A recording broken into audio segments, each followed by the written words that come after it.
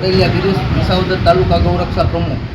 વિસાવદર તાલુકાના કાલસારી ગામે ગૌચર દૂર કરવા માટે માલધારી સમાજ 21 દિવસ થયા સતત અનશન ઉપર બેઠેલા હતા.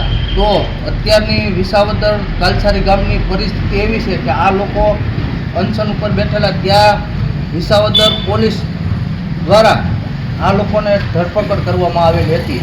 અત્યાર સુધી કોઈ રાજકારણ કોઈએ આ લોકોને સપોર્ટ આપેલો નથી. તમે ધારાસભ્યને રજૂઆત કરેલી હતી? ધારાસભ્યને અમે રજૂઆત કરી હતી અને ફોન કરી તો ફોન ઉપાડતા નથી. અમારી પાસેથી વ્યા ગયા હતા, સાવણી પાસેથી તોય નથી આવતા, જ્યાં જોવાય નથી આવતા. અમારા ગામમાં આવ્યા હતા ને તોય વ્યા ગયા છે, કોઈને કાંઈ કીધું જ નથી.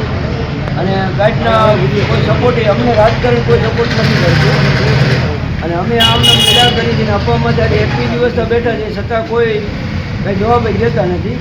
અને ખાતું આવે ને કાલો તમારા જામીન ગયો ને તમને મામલતદાર લઈ જવા છે, ને ત્યાંથી લઈને આવી આવે, અહીંથી પાછા મામલતદાર સાહેબ પાસે લઈ જાય અને ત્યાં જામીન દેવડાવવાનું કે અમારે કે અમે જામીન ના દઈ ગયો.